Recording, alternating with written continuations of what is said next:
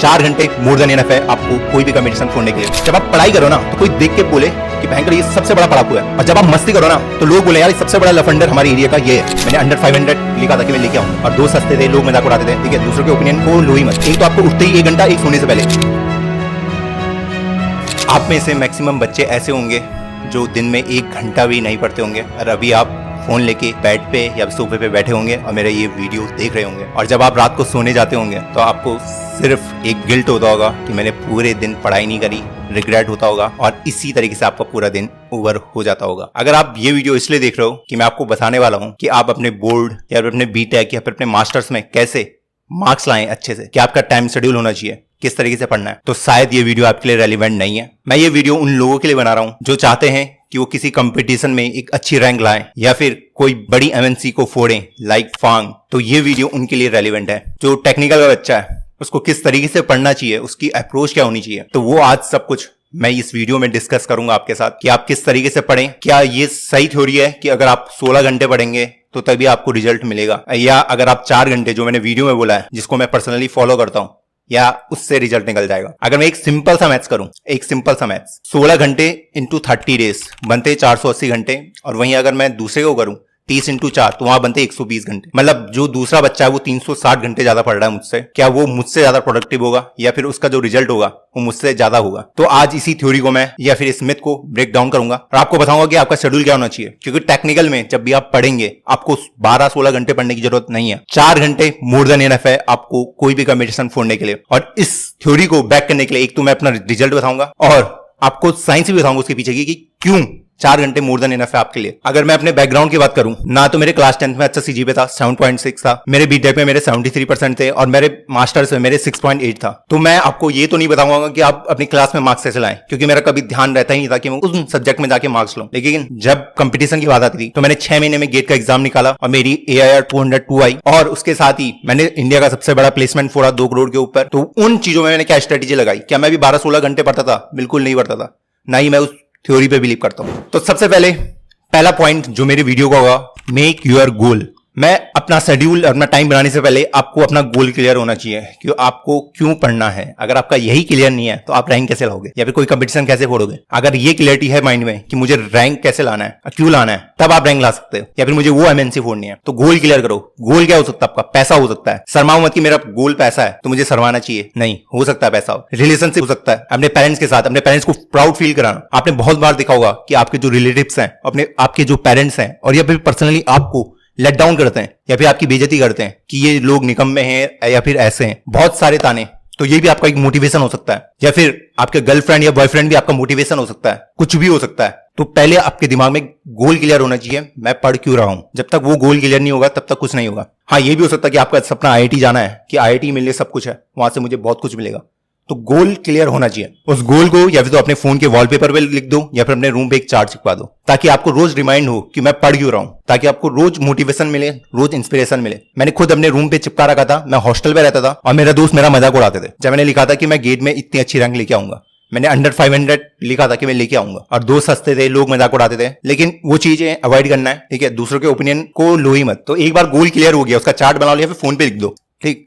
लेकिन लिखो ऐसे कि तुम्हें रोज दिखता रहे वो चीज। सेकंड होता है मेक योर शेड्यूल। आपको बनाना चाहिए कि आपको कितने घंटे पढ़ना है। अगर आप 4 घंटे पढ़ते हैं, इसके 2 रूल्स होते हैं जो मैंने पर्सनली फॉलो किया, मुझे उसमें ऑप्टिमाइज रिजल्ट मिले। पहला ये है, जैसे आप सुबह उठते हो, 1 घंटा उठते ही आप पढ़ोगे। या तो आप 7 बजे उठ रहे हो, 8 बजे उठ रहे हो, 9 बजे उठ रहे हो, जब भी आपका उठने का टाइम है, तो आप ये सोच लो कि मुझे पहले का 1 घंटा पढ़ना है। पहले के 1 घंटे में बिल्कुल भी मोबाइल टच नहीं करना है, वरना आपका पूरा टाइम वेस्ट हो जाएगा। देखो होता क्या है, रात को हम सोते हैं और हमारा माइंड रिलैक्स रहता है, फिर सुबह जब हम उठते हैं तो हमारी एक पास एक एनर्जी होती है।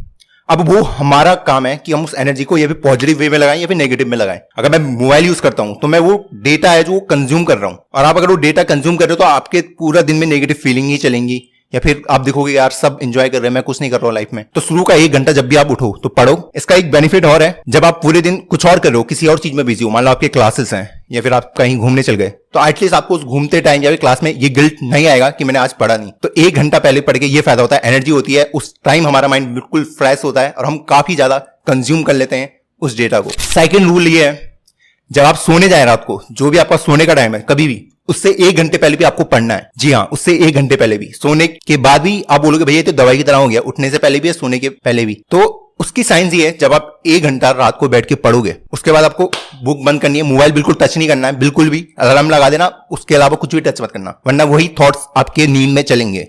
ये थ्योरी प्रूव करती है। जब वो भी डेटा हम कंज्यूम करते हैं सोने से पहले, अगर नेगेटिव डेटा कंज्यूम करेंगे तो रात भर वही नेगेटिव थॉट चलेंगे। मैंने खुद ये पर्सनली फील किया है। जब मुझसे कोडिंग के क्वेश्चन नहीं बनते थे तो मैं क्या करता था, मैं क्वेश्चन पढ़ लेता था सोने से पहले और सो जाता था। जो हमारा सबकॉन्शियस माइंड होता है वो रात भर चलता रहता है, हमें पता भी नहीं चलता, वो चलता रहता है और उसके आंसर हमें ढूंढने की कोशिश दिलाता है कि तुम्हें इसका आंसर मिल जाए। और कई बार तो मुझे हेल्प हुई है पर्सनली कि मुझे आंसर मिले। आप एक बुक भी फॉलो कर सकते हैं अगर आपको इस थ्योरी को अच्छे से पढ़ना है, पावर ऑफ सबकॉन्शियस माइंड, वो कैसे काम करता है। आप डिटेल में इसके बारे में पढ़ सकते हैं। एक तो आपको उठते ही 1 घंटा, एक सोने से पहले। अब बाकी जो 2 घंटे हैं वो आप कहीं पे भी लगा सकते हैं, आपकी मर्जी। जब शुरू में पढ़ ले, दिन में पढ़ ले, रात को पढ़ ले, कभी भी, वो आप पे मैं छोड़ता हूं। तो आप एक घंटे करके भी पढ़ सकते हैं, 1 घंटे करके भी पढ़ सकते हैं, आप किसी भी टाइम में पढ़ सकते हैं। लेकिन जब आप पढ़ने बैठे तो अपने सामने सारी डिस्ट्रैक्शन को ऑफ रखें, मोबाइल यूज ना करें। लैपटॉप में देखें, अगर आपको वीडियोस वगैरह भी देखनी है, लैपटॉप मोर देन एनफ है आपको पढ़ने के लिए। मोबाइल को दूर ही रखें। जो मेरा थर्ड पॉइंट है, रीडिंग इज नॉट स्टडिंग। मतलब क्या है इसका? रीड करना मतलब ये नहीं कि मैं पढ़ भी रहा हूं। अब आप 1 घंटे बैठे तो हैं, लेकिन आप सिर्फ बैठ के उन्हें पढ़ ही रहे हैं, मतलब देख रहे हैं कि मैंने 4-5 पन्ने पढ़ लिए और आप समझे कुछ भी नहीं। जब भी हमें पढ़ना है उसके अंदर का मीनिंग जानो, तभी आपको बेनिफिट होगा। मान लो मैं ऑपरेटिंग सिस्टम का कोई कॉन्सेप्ट पढ़ रहा हूं, वर्चुअल मेमोरी, एक कॉन्सेप्ट उठाया, तो पहले ये सोचो कि यार वर्चुअल मेमोरी होता क्या है, इसकी जरूरत क्यों पड़ी। ठीक, आपने वर्चुअल मेमोरी की डेफिनेशन पढ़ी तो आपने देखा होगा कि इसका यूज केस कहां होता है। एक वर्चुअल मेमोरी होती है, एक ऐसी मेमोरी होती है कि इल्यूजन क्रिएट करता है कंप्यूटर। मान ले मेरे लैपटॉप में 8 GB की रैम है, तो ऐसा इल्यूजन क्रिएट करेगा कि नहीं मेरे उसमें बहुत बड़ी रैम है, एक इल्यूजन क्रिएट करता है। और आप मान लो आपको 20 GB का कोई गेम है, होते हैं इजीली मिलते हैं 20 GB के गेम, वो कैसे चलते हैं हमारे कंप्यूटर में, उसके पीछे का जो कॉन्सेप्ट है वो वर्चुअल मेमोरी है। उसको और अंदर डिटेल में अगर आप पढ़ोगे तो पेजिंग, तो इस टाइप के कॉन्सेप्ट अगर आप जैसे डिटेल में जाते रहोगे ना, वैसे ही आपको आंसर मिलते रहेंगे। आपको एक टीचर एक स्टूडेंट के जैसे खुद को डाउट भी पूछने, आप कॉन्सेप्ट पढ़ो और एक स्टूडेंट की तरह एक क्वेश्चन राइज करो, अच्छा ये क्यों होता है, वर्चुअल मेमोरी क्या है, तो खुद ही उसका आंसर देने की कोशिश करो। नहीं मिल रहा है ऑनलाइन ढूंढो, फिर खुद से एक और क्वेश्चन पूछो। तो जब तक आप डिटेल में, जितनी डिटेल में जाते रहोगे, जब तक आप उस टेक्स्ट जो आपने पढ़ा है, जो डेफिनेशन पढ़ी है, उससे जब तक आप मीनिंग क्रिएट नहीं कर पाते, तब तक आपके लिए कुछ भी बेनिफिट नहीं होगा, वो सिर्फ एक रट्टे की तरह चल जाएगा। तो आपको कॉन्सेप्ट इस तरीके से पढ़ना है कि आपको इस तरीके से वो समझ आए कि आप किसी क्लास 5th के बच्चे को भी वो कॉन्सेप्ट इजीली एक्सप्लेन कर पाए और उसे समझा पाए कि वर्चुअल मेमोरी असली में होता क्या है। इस तरीके से आपको पढ़ना है। डाउट पूछो खुद को, क्वेश्चन पूछो, उसके क्रॉस क्वेश्चनिंग करो। जितना ज्यादा आप क्रॉस क्वेश्चन करोगे उतना ज्यादा आपके कॉन्सेप्ट क्लियर होंगे, उतने ज्यादा ब्रशअप होंगे। और यही चीज आपको हेल्प करेगी जो आप कंपटीशन में जाओगे, वहां पे डिसाइड होगा कि आपको कितना आता है। वरना बोर्ड वगैरह में नंबर लाना तो वहां तो आप रट्टा मार के ला सकते हो, वहां तो कोई दिक्कत नहीं है, क्योंकि वहां स्ट्रेट फॉरवर्ड क्वेश्चन पूछेगा कि व्हाट इज वर्चुअल मेमोरी। लेकिन जब आप कंपटीशन में आएंगे उसके अंदर की डिटेलिंग में पूछा जाएगा, वही आपकी रैंक या आप कौन सी कंपनी में प्लेस होने वाले हैं वही डिसाइड करने वाला है। 4th point, revision. हमें रिवीजन करना है। अब ये मत सोचो कि मैं रिवाइज कर रहा हूं तो इसका मतलब मैं रट्टा मार रहा हूं, नहीं, इसका मतलब बिल्कुल भी ये नहीं है। एक तो आपको अपने नोट्स खुद क्रिएट करने हैं, जो भी आप पढ़ रहे हो उसके नोट्स खुद से क्रिएट करना सीखो। किसी भी भैया दीदी के नोट्स कॉपी करने की जरूरत नहीं है, कोई बेनिफिट नहीं होगा। मैं इसलिए अपने नोट्स किसी को नहीं देता हूं क्योंकि उसका आपके ऊपर कुछ भी असर नहीं होने वाला है। स्पून फीडिंग के ऊपर अगर हम डिपेंड रहते हैं तो हमें कुछ भी नहीं हासिल होगा। जब हम रिवीजन करने बैठते हैं, पहले टॉपिक को पढ़ो। रिवीजन का बेनिफिट क्या है पहले ये समझते हैं। मान लो हम कोई पुरानी बातें सोच रहे हैं, कोई पुरानी बात, तो हम क्या करते हैं, आंख बंद करके फोकस करते हैं, अच्छा क्या होगा, तो दिमाग के किसी कोने में वो थॉट रहता है, उस पर हमें बहुत फोकस करना पड़ता है, तब वो बात याद हमें आती है। तो आप ये चाहते हैं जब आप एग्जाम देने जाएं तो आपको वो कॉन्सेप्ट याद ना रहो, आप आंखें बंद करके सोच रहे हो कि यार वो क्या था जो मैंने पढ़ा था। इसलिए रिवीजन मस्ट है। रिवीजन क्या करता है, हमारे कॉन्सेप्ट को ब्रश अप करता है। रिवीजन कैसे करना है, आप कोई भी टॉपिक पढ़े, जब आपने नोट्स बनाए उसको रिवाइज करें और एक दूसरी नोटबुक भी ले लें जिसमें आप खुद को समझाएं कि अच्छा इस तरीके से ये चीजें होती हैं। और इसका एक बेनिफिट ये भी है, मान लो मैं कोई कॉन्सेप्ट पहली बार पढ़ रहा हूं तो मैं आपको गारंटी दे सकता हूं आप सिर्फ 30 to 40% ही उस कॉन्सेप्ट से ग्रैब कर पाओगे। लेकिन जब आप रिवीजन करते हैं तो आपको लगेगा यार ये वाली चीज मैं पिछली बार मिस आउट कर दिया था। सेम डेफिनेशन को पढ़ के आप सोचोगे यार ये वाला पॉइंट मैं मिस आउट कर गया था, तो इसलिए रिवीजन में वो आपको बेनिफिट देगा। वो 30-40% के साथ आपका 50-60% तक चला जाएगा और इस तरीके से आपका दिमाग भी रिवाइज करेगा। जो वो थॉट आपके अनकॉन्शियस माइंड में पीछे था वो आगे आएगा और आप अच्छा फील करोगे। तो इसलिए रिवीजन बहुत ही मस्ट है। 5th पॉइंट और जो मोस्ट इंपॉर्टेंट पॉइंट है, एंजॉय योर लाइफ। ठीक है, एक रोबोट नहीं बनना है। जो हमारी लाइफ है ना वो एक जर्नी की तरह है, वो चलती जानी चाहिए, चलती जानी चाहिए, चलती जानी चाहिए, रुकनी नहीं चाहिए। तो इसलिए आपके पास कभी भी वो टाइम पीरियड नहीं आएगा जहां पे आपको लगेगा कि मैंने अपना सारे गोल अचीव कर लिए, अब मैं रेस्ट करूंगा। एक गोल जब अचीव करोगे उसके बाद नेक्स्ट गोल बनेगा, उसके बाद अगला बनेगा। इस तरीके से लाइफ चलती है। तो आपको अपनी लाइफ को भी एंजॉय करना है। और एक मोस्ट इंपॉर्टेंट पॉइंट मैं ये बोलना चाहूंगा, don't take others opinion seriously. दूसरों के ओपिनियन को सीरियसली लेना बंद करो। मान लो कोई आंटी आई, अरे बेटा तुम तैयारी कर रहे हो, तुमसे तो होगा ही नहीं, ये पे टॉन्ट मार के बोल देंगी, तो उनके जो ओपिनियन है ना उनको मत सुनो, उनको दिल पे लेने की जरूरत नहीं है। हाँ आंटी नहीं होगा ऐसे बोल देना। दोस्तों के साथ हैंग आउट करो।